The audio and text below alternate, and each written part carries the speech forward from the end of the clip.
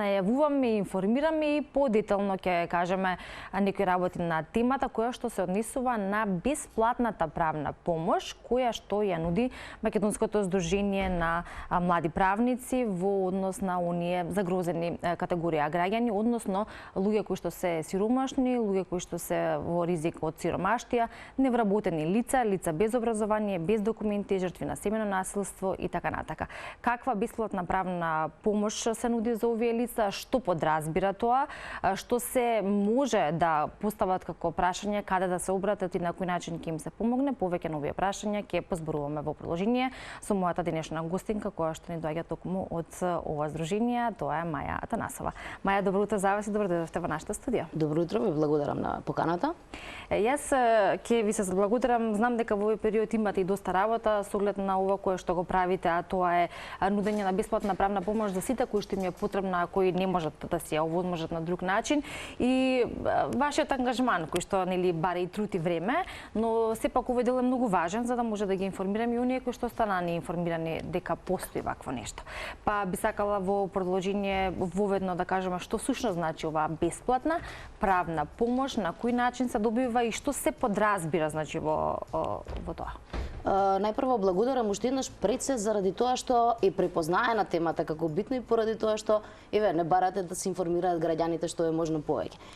Бесплатната правна помош е еден инструмент, еден институт кој што постои со закон и кој што нам како граѓански организации, меѓутоа и на регионалните, на подрачното одделение на Министерството за правда и на правните клиники кои што се регистрирани на правните факултети, ни овозможува да им помагаме на граѓаните со основни правни информации кои што нив им се потребни во моментот за да не лутаат низ системот, меѓутоа исто така и за да ги знаат своите основни права. Правната помош е всушност поделена во два дела. Првиот дел е овој што го споменав, кој што го даваме ние правници, меѓутоа оние правници кои што не сме адвокати, кои што немаме активни адвокатски лиценци и каде што ние ги упатуваме граѓаните, ги насочуваме граѓаните, им ја даваме онаа основна помош за да можат да препознаат дали нивниот проблем е правен проблем, како да го решат, каде треба да се обратат, кои документи можеби треба да ги поднесат. Доколку станува збор за правен проблем за кој што е потребна судска разврска или правен проблем за кој што е потребен ангажман од страна на адвокат, ние, овие здруженија, одделенијата на Министерството за правда и правните клиники, им помагаме на граѓаните, ги упатуваме да поднесат барање за секундарна правна помош, односно за доделување на адвокат, кој што понатаму ги одобрува Министерството за правда. Да.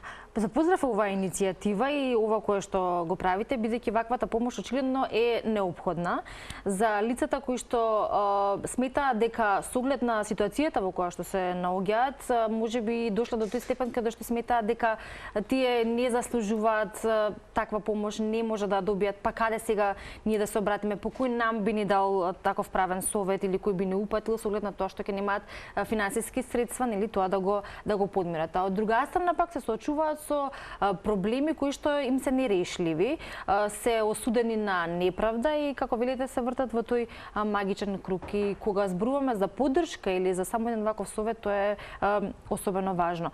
Колку од досегашното искуство во однос на тие нели контакти кои што ги имате со овие лица, сметате дека ова навистина ги поттикнува и мотивира да знаат дека секој тоа го заслужува и има право да го добие ова? Искрено се повеќе и повеќе се менува таа перцепција, што е одлично.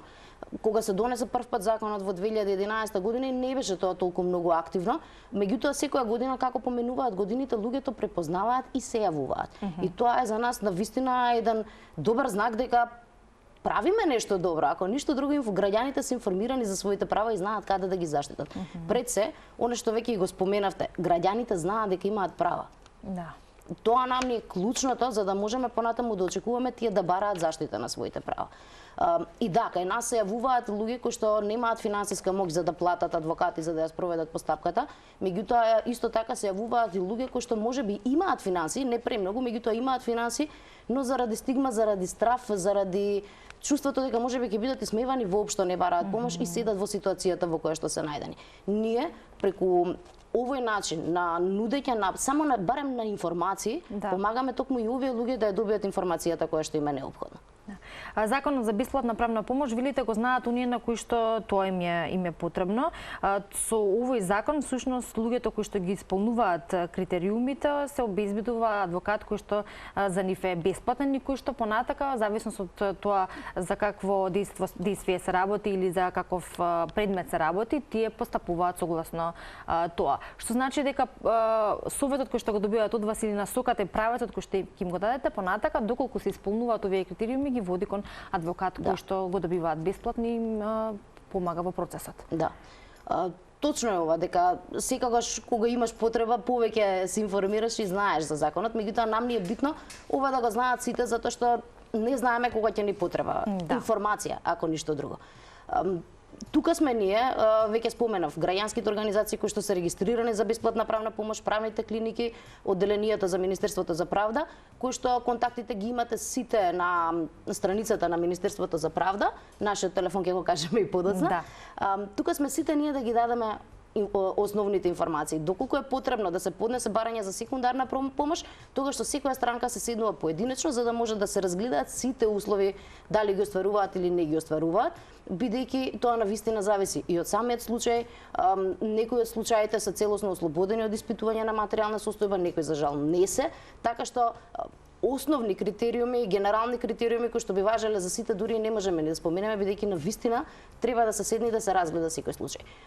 Она што јас можам да ви уверам е дека сите овие кои што не наброив, сите ние навистина внимаваме и гледаме на секој можен начин да видиме дали може да се остварат сите критериуми за лицето навистина да ја добие помошта која што му е потребна. Да. Постои едно, можам да кажам, генерално размислување кај нас дека кога ќе се случи одреден прекршок, веројатно и не постои човек кој што немал такво нешто во својот живот, без разлика дали се работи за овие загрозени категории или како вериме категории или сиромашни луѓе или луѓе од ризик за сиромаштија, ранливи категории. Да, туку и генерално кога ќе зборуваме за одредени прекршоци или нешто за кое што ние сме биле жртва или изложени на некаква неправда, и ако треба да постигнеме или да тргнеме по одредена судска постапка и тоа да го решаваме на тој начин или преку суд, велиме ако тргнеме по тој пат, заглавивме, веројатно токму поради тој правен систем кој што го имаме, заради кој што многумина и заглавуваат токму по судовите, како велиме. И тука се случува токму таа демотивираност, односно се чувствува и се откажуваат голем број од луѓето. Видете, јас и не би била правник ако не ве замолам сите пред да се најдете во ситуација за која што би ви требала судска постапка, најпрво да се информирате, бидејќи многу често и самите судски постапки можат да се спречат на поинаков начин. Некогаш е потребен адвокат и пред да започне судска постапка, и од тие причини, токму заради тоа да се заштити време, да се заштитат пари, да се заштитат нерви, секогаш најпрво треба да се види начин проблемот да се реши вонсудски. Така што пред да се почне судски, ако е неопходно. Мислам, самиот судски процес е стрес, дури и се да е идеално, дури навистина се да се заврши во 2 рочишта, дури да не биде ништо страшно, еве помислете, треба да одите на суд. Веднаш се јавува стресот. Да. Начинот е токму и правното информирање и правното зајакнување би требало во една насока да води кон тоа да граѓаните се свесни за своите права, се свесни за тоа што значи прекршување на туѓо право или што значи прекршување, да речеме, на јавен ред и мир или на сообраќајни прекршоци, и каде тоа би ги водало за во еден момент и самите да се заштитат од судска постапка. Меѓутоа, доколку се најдат во судска постапка не по своја вина или доколку едноставно тоа навистина мора да се реши на суд, апсолутно тука сме и ние, меѓутоа тука се и адвокатите и сите лица кои што сме вклучени во правосудниот систем, за да им помогнеме да го решат целиот овој процес на најбезболен начин на кој што можат. Да.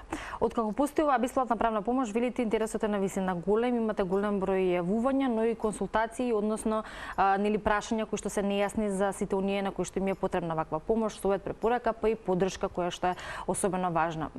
Вашиот личен впечаток и впечатокот на вашите колеги, имате ли капацитет сето тоа да го исполните како такво за да има резултати на крајот и генерално да се придвижиме во, кога зборуваме на оваа тема, да се придвижиме во подобра насока, што од друга страна пак се разбира дека станува збор за голема бројка на луѓе на кои што им е потребен ваков совет или ваква правна помош. Да, видите, и самата побарувачка ја креира и понудата и луѓето кои што се вклучени во целиот процес.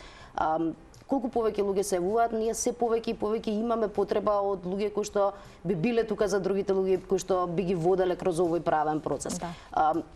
Ние сега и со новиот закон, меѓутоа и со интересите на младите правници, да речеме особено, капацитети можеме да кажеме и дека имаме, дека луѓето секогаш може да ја добијат информацијата. Меѓутоа ова е сега еден поттик за новите млади правници, за идните генерации кои што сакаат да работат на оваа тема или кои што можеби се запрашале како воопшто изгледа да се дава ваква помош, слободно да ни се обратат, слободно да се обратат во својата локална организација доколку не доаѓаат од Скопје и да се обидат и самите и да видат колку е всушност битно и колку е значајно и за развојот на правничката кариера, нивна лична, да се вклучат во процесот на објаснување на правните ситуации, на правните проблеми, на правните процедури на лица кои што едноставно не ги разбираат и никогаш не биле во судир со ваквите постапки.